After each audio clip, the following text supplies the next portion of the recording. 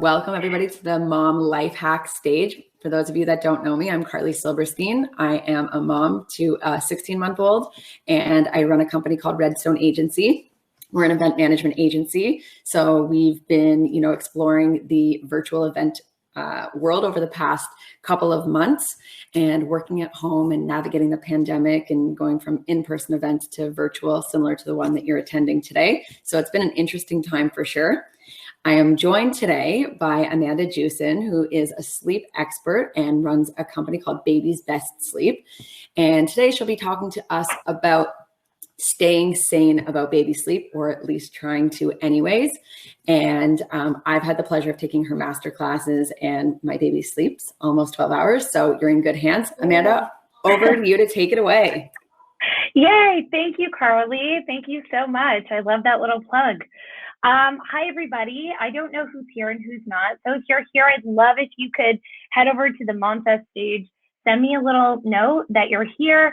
And I would love to remind you that while I'm talking, you can interject with questions, because I'd love to answer your questions personally towards the end, as many as I possibly can.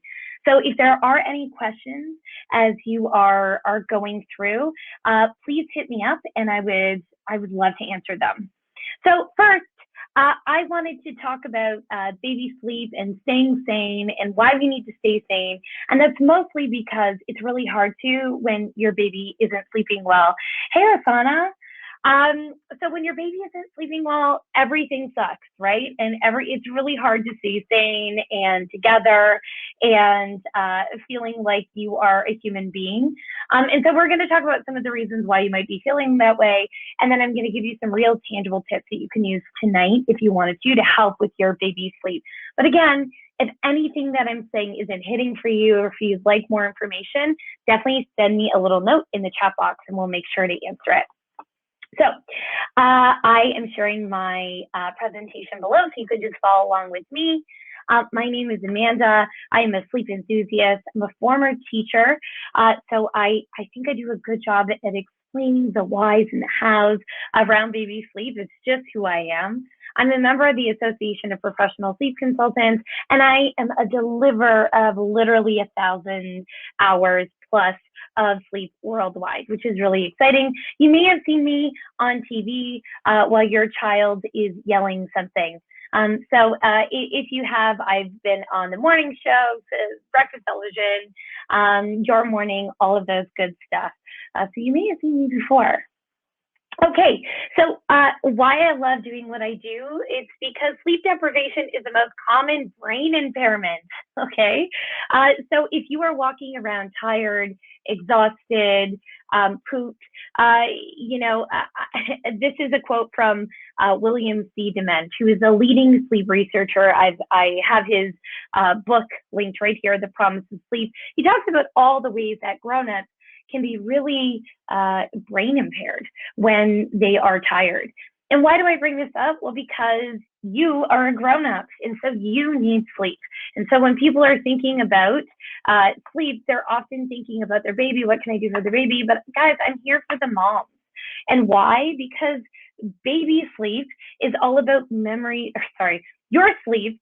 When your baby sleeps, you are going to have better memory, okay? You are going to be able to information process better. Have you ever heard of mom brain? I'm sure one or two of us have.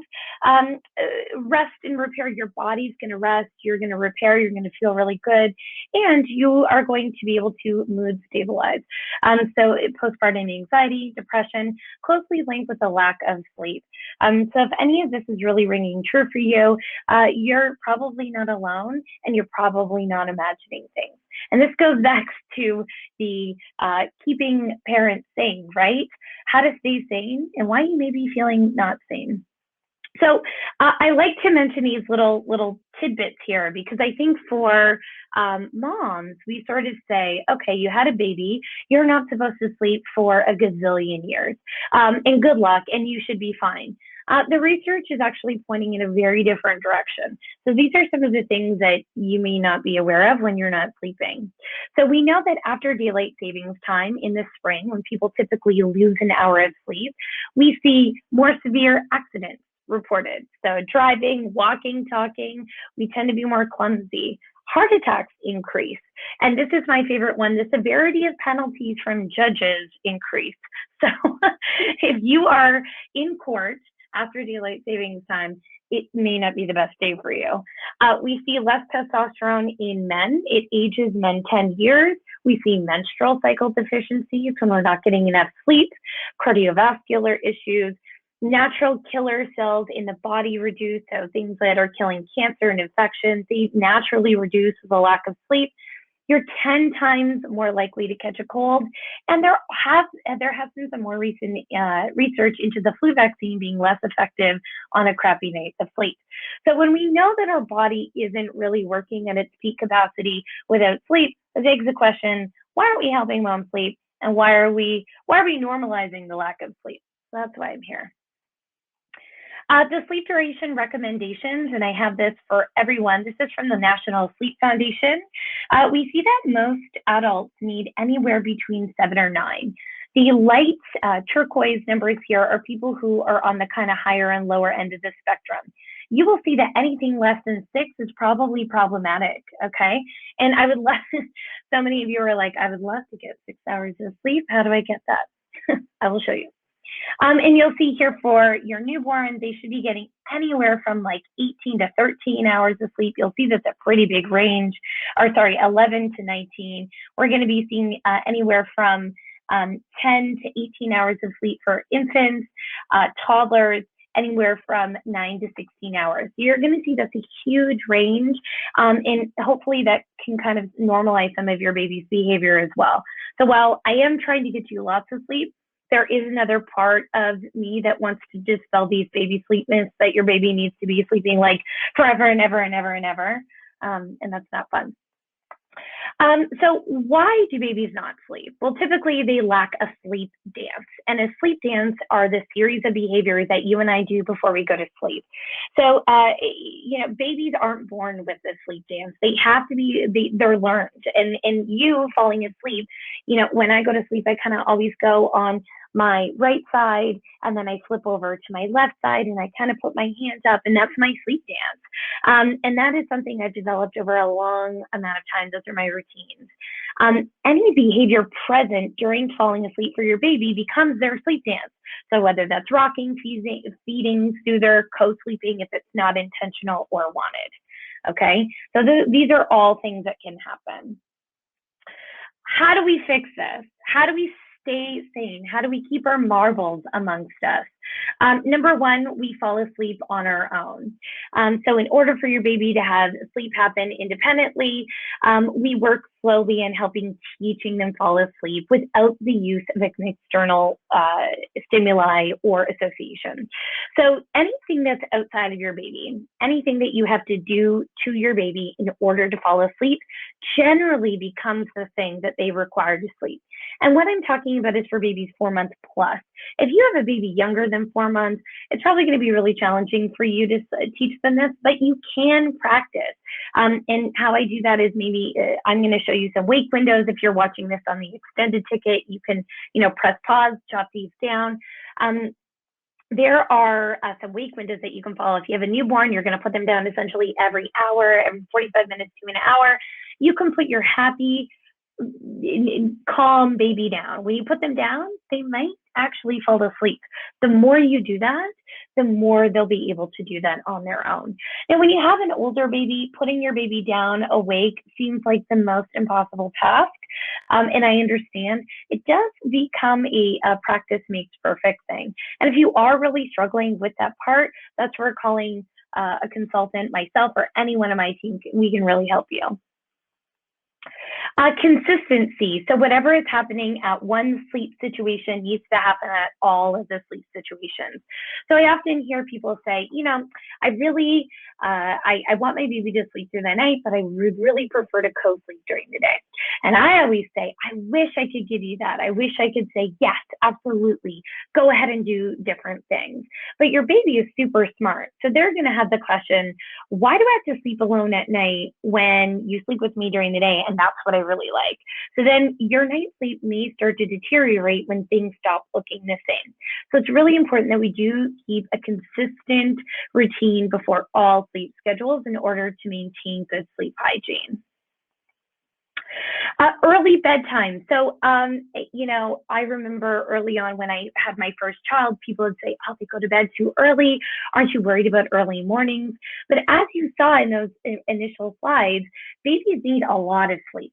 So if we put them to bed too late, we may be taking away that precious amount of sleep. They may be overtired. When a baby is overtired, they have trouble falling asleep and staying asleep.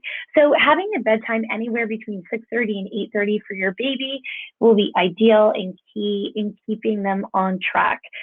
You'll also hear, you know, what if they get up so early in the morning? It's unlikely because they need that amount of sleep. Most children, I would say up until the age of 7, need anywhere between 10 and 12 hours of night sleep. So that's a lot of sleep. And that's a starting point for where you can kind of set your bedtime. Having a bedtime routine is super key. I know that you guys have heard this a million times, have a routine, have a routine, have a routine. The routine is awesome, but it's not the only part. A routine with going to bed alert, aware, and watching and being really engaged with your baby is key. So a short bedtime routine, something that you can do really early. If you take anything from this chat today, it's that implementing a routine is key. So it's a great habit to get into. A really simple routine could be bath time, PJ, story, bottle or breastfeeding, bed. Now, if you have an older baby, older than 4 months, you may want to take that bottle or breastfeeding and put that at the very first thing in the routine. So that's not the very last thing that's happening before they go to bed. So they're not relying on the lulling or calming of sucking on the bottle or the breast to fall asleep.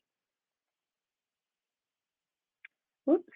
Okay, the same goes for your nap time routine. Okay, so it may feel silly, but including a 5-minute nap time routine, something like changing a diaper, reading a book, popping your baby down, that's perfect. It doesn't have to be super crazy. I mean, I do have clients who change their children into their jammies and do the whole thing, but you can avoid like the bath and all of that. That can really help your child fall asleep as well. The biggest thing that I hear is a lack of understanding about wake windows. So wake window is the amount of times your child can stay awake without getting overtired or really cranky. If we get the wake window just right, you're going to be able to put your baby down without any fuss or muss, which is awesome. So you can see here, I have a great chart for you to take some notes on.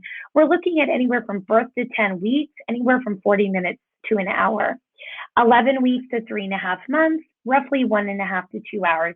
And you'll notice that I have all on this side here, there's a range for a reason. What's the reason? Your baby is your baby. Every baby is different.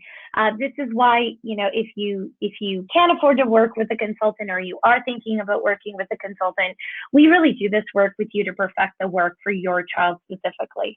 We're really good at tailoring our programs to our babies, and we know that every baby is different. So you may be reading this and being like, that is absolutely not for me. It's not happening. So you play around with these times and it's not possible, okay? Going back to the original title of this presentation, how to keep yourself sane. How to keep yourself sane is also ignoring any advice that stresses you out. That includes mine or anything else. So things that you're trying aren't working. It may be time to talk to your doctor or call a sleep consultant. We can help you feel better, okay? More sleep equals more sleep. So again, going back to that lovely advice from well-meaning caregivers, skipping your nap or having a late bedtime can affect your whole 24-hour cycle. So, if your baby skips a nap, one nap is probably okay. More than that, you're probably gonna have a really overtired baby on your hands.